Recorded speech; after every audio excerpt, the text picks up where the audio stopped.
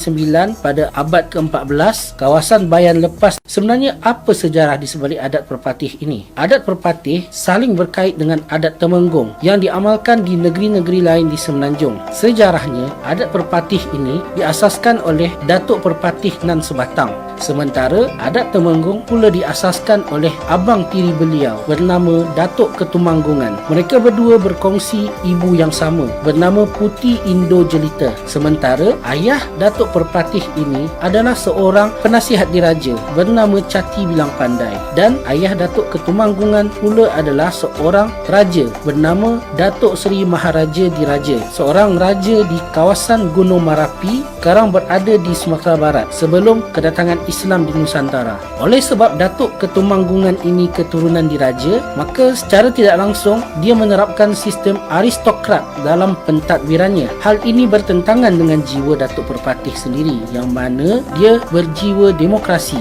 Maka mereka berdua berbalah sehingga pernah mencetuskan satu perselisihan dalam satu hukum, iaitu Undang-Undang Tarik Balas, di mana hukum tersebut siapa yang membunuh harus dibunuh. Maka perselisihan ini akhirnya diakhiri dengan Datuk Perpatih tersebut menikam satu batu yang sekarang batu tersebut bernama Batu Batikam di kawasan Pagaruyung, Sumatera Barat sebagai satu tanda perdamaian. Memandangkan jiwa orang Minangkabau yang suka merantau dan mengembara ke tempat baru, maka orang-orang Minangkabau ini pergi merantau ke beberapa kawasan berdekatan Sumatera, termasuklah ke Semenanjung Malaysia ini, di mana mereka membuka kawasan Negeri Sembilan pada abad ke-14, kawasan Bayan lepas di Pulau Pinang oleh Nakhoda Bayan, Nakhoda Intan dan Nakhoda Kecil pada awal abad ke-18, serta beberapa kawasan di Kuala Lumpur ini seperti Kerinci dan Bangsa pada akhir abad ke-19.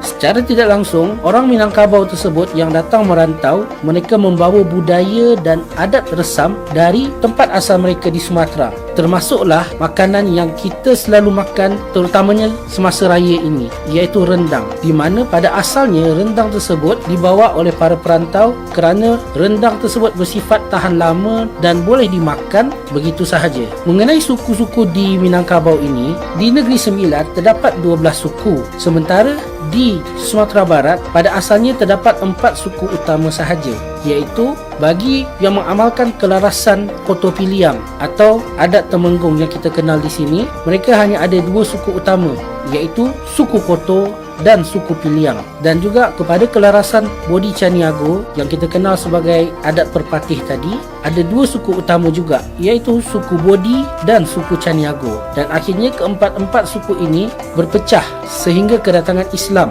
di Minangkabau, Sumatera. Sementara 12 suku di Negeri Sembilan ini yang kita dengar dalam lagu Waris Rembau Most Wanted, di mana 9 daripada 12 suku tersebut mengambil dari nama tempat asal mereka dari Sumatera tersebut, seperti Payakumbuh, Simolenggang, Batu Hampar, Batu Bolang, Solomak, Mungka, Tiga Batu, Tiga Nenek dan Tanah Datar.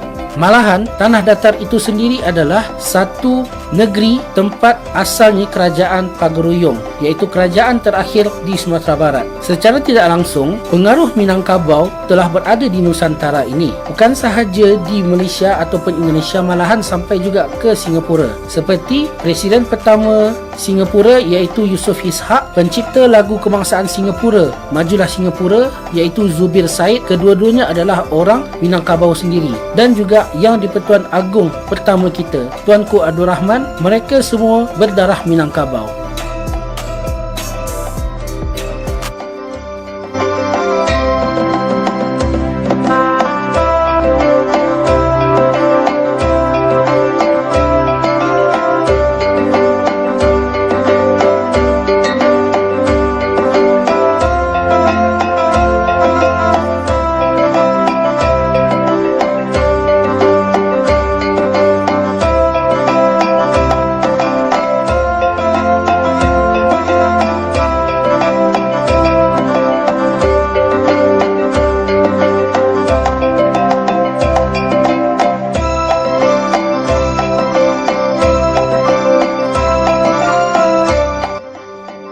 perpatih saling berkait dengan adat Temenggung yang diamalkan di negeri-negeri lain di Semenanjung. Sejarahnya, adat perpatih ini diasaskan oleh Datuk Perpatih Nan Sebatang. Sementara adat Temenggung pula diasaskan oleh abang tiri beliau bernama Datuk Ketumanggungan. Mereka berdua berkongsi ibu yang sama bernama Puti Indo Jelita. Sementara ayah Datuk Perpatih ini adalah seorang penasihat diraja bernama Cati Bilang Pandai, dan ayah Datuk Ketumanggungan pula adalah seorang raja bernama Datuk Seri Maharaja Diraja, seorang raja di kawasan Gunung Marapi, sekarang berada di Sumatera Barat sebelum kedatangan Islam di Nusantara. Oleh sebab Datuk Ketumanggungan ini keturunan diraja, maka secara tidak langsung dia menerapkan sistem aristokrat dalam pentadbirannya. Hal ini bertentangan dengan jiwa Datuk Perpatih sendiri yang mana dia berjiwa demokrasi. Maka mereka berdua berbalah sehingga pernah mencetuskan satu perselisihan dalam satu hukum, iaitu Undang-Undang Tarik Balas, di mana hukum tersebut siapa yang membunuh harus dibunuh. Maka perselisihan ini akhirnya diakhiri dengan Datuk Perpatih tersebut menikam satu batu yang sekarang batu tersebut bernama Batu Batikam di kawasan Pagaruyung, Sumatera Barat sebagai satu tanda perdamaian. Memandangkan jiwa orang Minangkabau yang suka merantau dan mengembara ke tempat baru, maka orang-orang Minangkabau ini pergi merantau ke beberapa kawasan berdekatan Sumatera, termasuklah ke Semenanjung Malaysia ini, di mana mereka membuka kawasan Negeri Sembilan pada abad ke-14, kawasan Bayan Lepas di Pulau Pinang oleh Nakhoda Bayan, Nakhoda Intan dan Nakhoda Kecil pada awal abad ke-18, serta beberapa kawasan di Kuala Lumpur ini seperti Kerinci dan Bangsa pada akhir abad ke-19. Secara tidak langsung, orang Minangkabau tersebut yang datang merantau, mereka membawa budaya dan adat resam dari tempat asal mereka di Sumatera, termasuklah makanan yang kita selalu makan terutamanya semasa raya ini, iaitu rendang, di mana pada asalnya rendang tersebut dibawa oleh para perantau kerana rendang tersebut bersifat tahan lama dan boleh dimakan begitu sahaja. Mengenai suku-suku di Minangkabau ini, di Negeri Sembilan terdapat 12 suku, sementara di Sumatera Barat pada asalnya terdapat 4 suku utama sahaja, iaitu bagi yang mengamalkan kelarasan Koto Piliang atau adat Temenggung yang kita kenal di sini, mereka hanya ada 2 suku utama, iaitu suku Koto dan suku Piliang. Dan juga kepada kelarasan Bodi Caniago yang kita kenal sebagai adat Perpatih tadi, ada 2 suku utama juga, iaitu suku Bodi dan suku Caniago. Dan akhirnya keempat-empat suku ini berpecah sehingga kedatangan Islam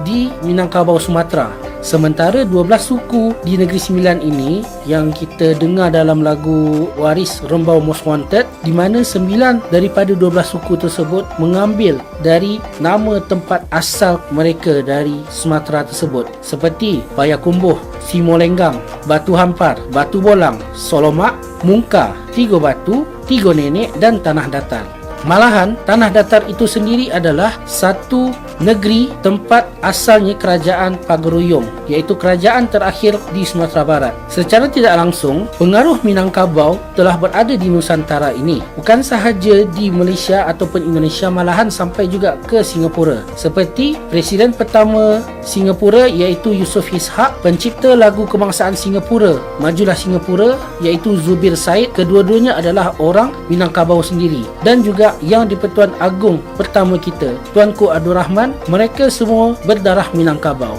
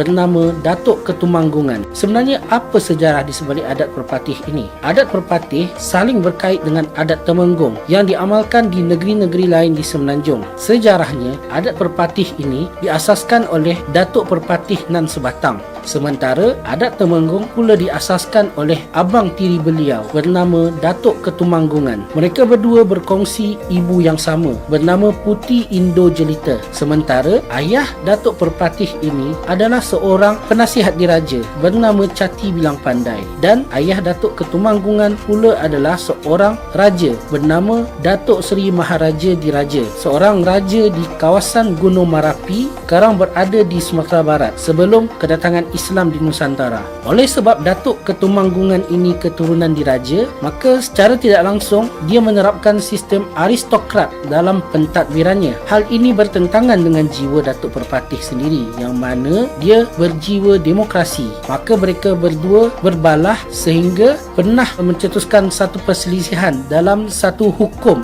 iaitu Undang-Undang Tarik Balas, di mana hukum tersebut siapa yang membunuh harus dibunuh. Maka perselisihan ini akhirnya diakhiri dengan Datuk Perpatih tersebut menikam satu batu yang sekarang batu tersebut bernama Batu Batikam di kawasan Pagaruyung, Sumatera Barat sebagai satu tanda perdamaian. Memandangkan jiwa orang Minangkabau yang suka merantau dan mengembara ke tempat baru, maka orang-orang Minangkabau ini pergi merantau ke beberapa kawasan berdekatan Sumatera, termasuklah ke Semenanjung Malaysia ini, di mana mereka membuka kawasan Negeri Sembilan pada abad ke-14, kawasan Bayan Lepas di Pulau Pinang oleh Nakhoda Bayan, Nakhoda Intan dan Nakhoda Kecil pada awal abad ke-18, serta beberapa kawasan di Kuala Lumpur ini seperti Kerinci dan Bangsa pada akhir abad ke-19.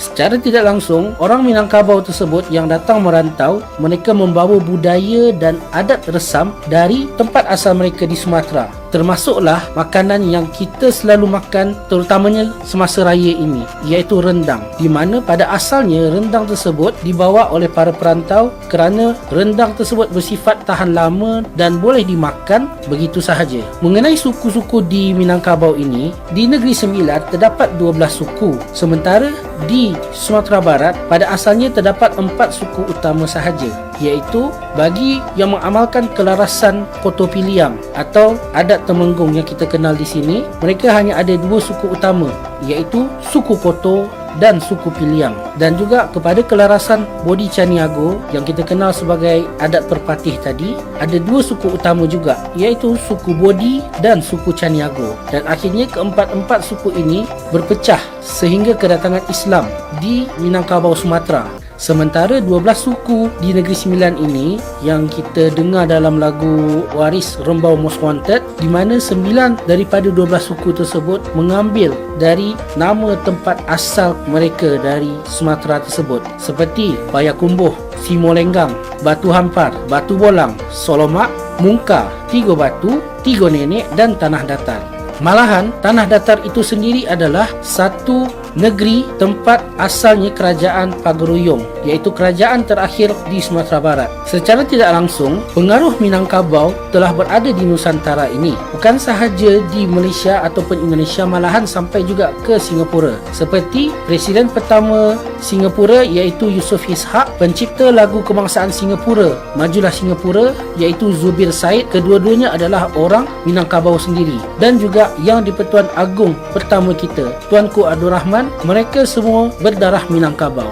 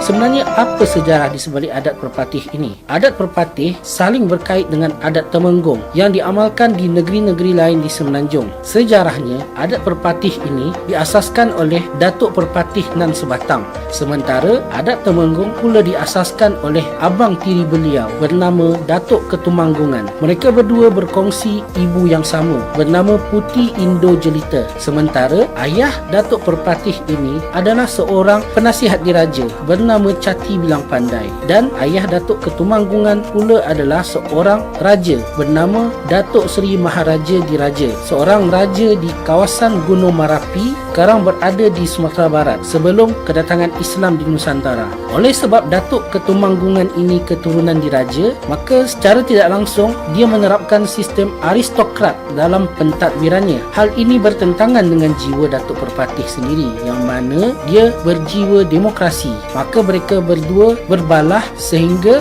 pernah mencetuskan satu perselisihan dalam satu hukum, iaitu Undang-Undang Tarik Balas, di mana hukum tersebut siapa yang membunuh harus dibunuh. Maka perselisihan ini akhirnya diakhiri dengan Datuk Perpatih tersebut menikam satu batu yang sekarang batu tersebut bernama Batu Batikam di kawasan Pagaruyung, Sumatera Barat sebagai satu tanda perdamaian. Memandangkan jiwa orang Minangkabau yang suka merantau dan mengembara ke tempat baru, maka orang-orang Minangkabau ini pergi merantau ke beberapa kawasan berdekatan Sumatera, termasuklah ke Semenanjung Malaysia ini, di mana mereka membuka kawasan Negeri Sembilan pada abad ke-14, kawasan Bayan Lepas di Pulau Pinang oleh Nakhoda Bayan, Nakhoda Intan dan Nakhoda Kecil pada awal abad ke-18, serta beberapa kawasan di Kuala Lumpur ini seperti Kerinci dan Bangsa pada akhir abad ke-19.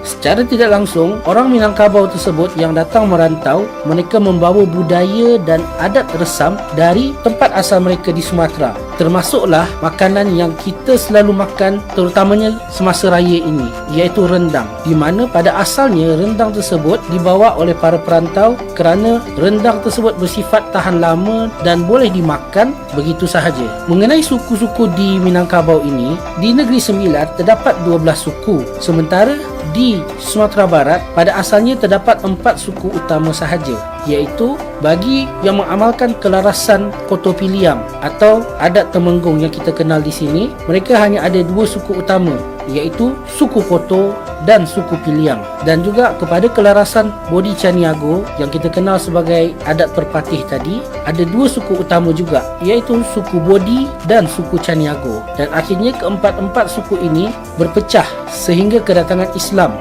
di Minangkabau, Sumatera. Sementara 12 suku di Negeri Sembilan ini yang kita dengar dalam lagu Waris Rembau Most Wanted, di mana 9 daripada 12 suku tersebut mengambil dari nama tempat asal mereka dari Sumatera tersebut, seperti Payakumbuh, Simolenggang, Batu Hampar, Batu Bolang, Solomak, Mungka, Tiga Batu, Tiga Nenek dan Tanah Datar. Malahan Tanah Datar itu sendiri adalah satu negeri tempat asalnya kerajaan Pagaruyung, iaitu kerajaan terakhir di Sumatera Barat. Secara tidak langsung, pengaruh Minangkabau telah berada di Nusantara ini, bukan sahaja di Malaysia ataupun Indonesia, malahan sampai juga ke Singapura. Seperti Presiden pertama Singapura iaitu Yusof Ishak, pencipta lagu kebangsaan Singapura, Majulah Singapura, iaitu Zubir Said, kedua-duanya adalah orang Minangkabau sendiri. Dan juga Yang di-Pertuan Agong pertama kita, Tuanku Abdul Rahman, mereka semua berdarah Minangkabau.